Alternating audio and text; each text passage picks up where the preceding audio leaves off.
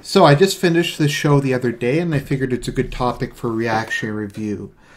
So Altered Carbon, based on the novel series, which I haven't read yet. I may actually read them because I did quite enjoy it. It's been getting a lot of mixed to negative reviews. I'm not really sure. People say it's shallow. My biggest complaint would be that the central murder mystery plot is not very good. And some of the characters are not super well developed.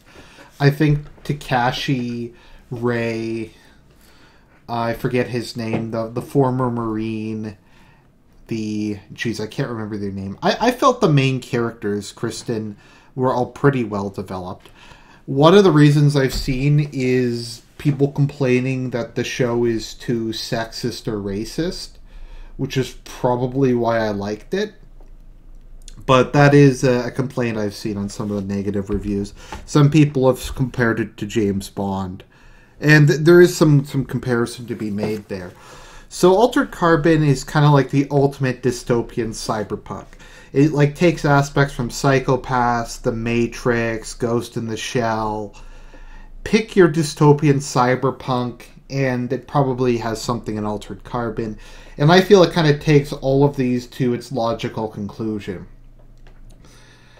And to a certain extent, yeah, I feel it goes a lot further, and it kind of just shows how certain aspects of it would impact society. So maybe let's talk a bit about the background. So within the context of Altered Carbon, everyone in society has uploaded their consciousness to a stack, which is basically a mini hard drive that you put in the back of your brain, attached to your spinal cord in your brain. And your memories, your personality, etc. are placed there. And they can be shifted between different bodies exceedingly easily. And because this happens so often, bodies are now called sleeves. Even your original body is merely called a birth sleeve, and the term body, I think, is only used once or twice in the entire series. And if someone gets hurt or whatever, they just remove their sleeve and they switch to a new one. So yeah, that happens to everybody. So there's now death and real death. So death is where your sleeve dies, and then you're just transferred into a new one. And real death is when your stack gets shot out.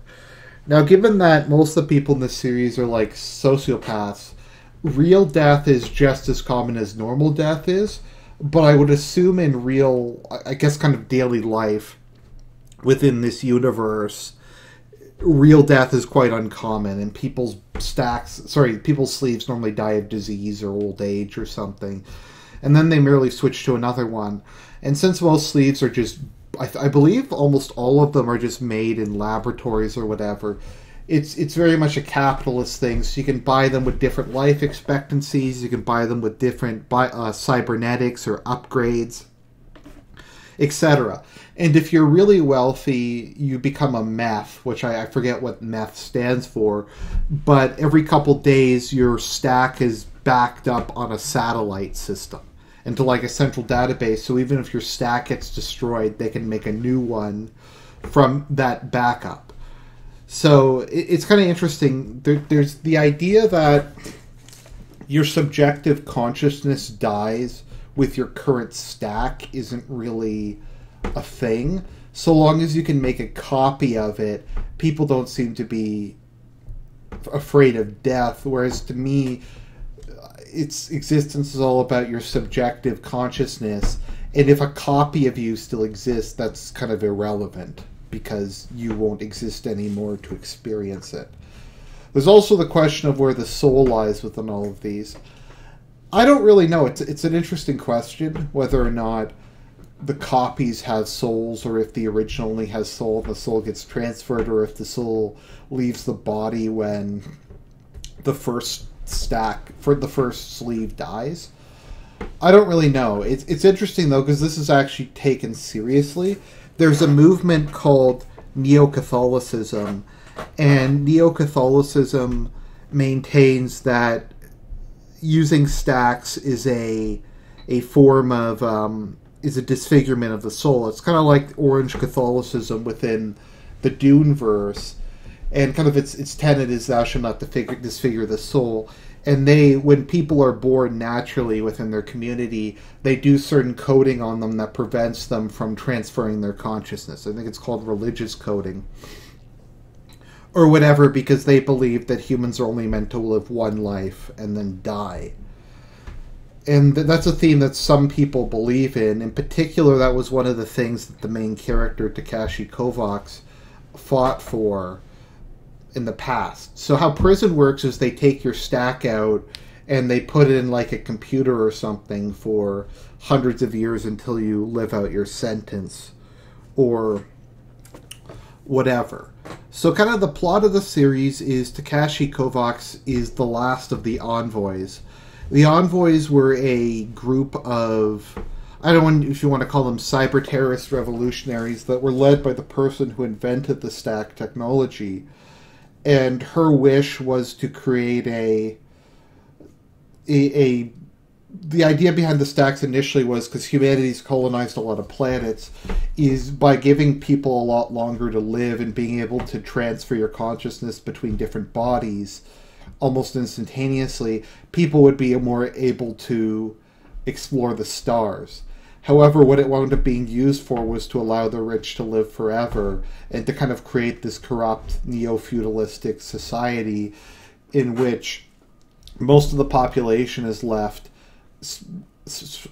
basically living their whole lives trying to scrape enough money to buy another body when their current body dies. So she kind of changes her mind, and the goal of the envoys is they're basically super soldiers who are trained to overcome a lot of the limits, such as able to just jump between bodies with little sickness, being able to break conditioning, being able to endure torture, all these other things. And her goal is to upload a virus into kind of the central mainframe that'll make it so everybody's stacks will self-destruct after 100 years and make everybody mortal again. And kind of establish, I guess you could say, Thomas Hobbes's state of nature or natural equality. So they wind up getting defeated because, well, you'd have to watch the series. And Takashi wakes up 200 years in the future where he's been resurrected to solve the murder of one of the wealthiest meths in society. So Takashi eventually kind of gets his posse together, and the show is like about him trying to solve the murder mystery, but also about trying to solve just a bunch of other things that are going on. And he kind of starts off as being very cynical, but he eventually kind of starts to regain some of his faith in humanity and some of his idealism, and kind of becomes a better person as the show goes on. So to me, I understand people who say that the plot of the series and the characters aren't the best. To me, what's interesting is the questions about identity. Does identity have any meaning anymore when you can just transfer between different bodies at will? Does race matter? Does gender matter? Because you can easily, and this happens frequently, you can move your stack from a male to a female body. Actually, this often happens because people often just have to buy what they can. Like the wife of the Marine guy, all they have is a male body, so they put the female brain chip stack into the male sleeve, and they kind of have to awkwardly live together. They don't have sex, but it's very strange for the both of them. And it's often, I think, very stressful and painful to kind of have to switch between genders, to switch between body types. And it opens up a lot of other interesting things. Like physical death is treated very, what would the term be? Is treated very flippantly. So like one of the acts they have at wealthy dinner parties is there's a couple and they fight each other to death. Not real death, but normal death. So literally they'll kill one another and then they'll go home to their daughter in different bodies than how they left. And that kind of thing is just commonplace. Blood sport is commonplace because people can just die. There's violent sex that ends in death is also commonplace. The wealthy can basically just do whatever they want because they live forever, and they have dozens of lifetimes in order to accumulate more and more wealth. So it's kind of this dystopian future. The government's super corrupt. Everything's kind of just corrupt and run down. You've also kind of got the thing where the wealthy live up on like floating platforms, kind of like Coruscant, and the poor live down on the surface of the planet.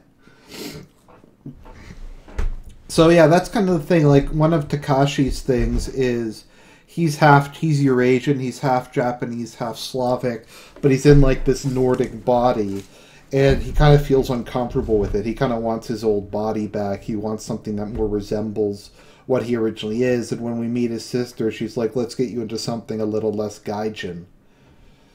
And what some of the wealthy people do is they'll just make clones of their original body, and they'll have dozens of them, and when they die they'll just upload themselves into another clone so they can keep living with their same body forever. So I just found it really interesting because I guess people say they just didn't explore the concepts enough, but to a certain extent just kind of having them commonplace and not really directly having like monologues about them every 5 minutes, I think almost made it better.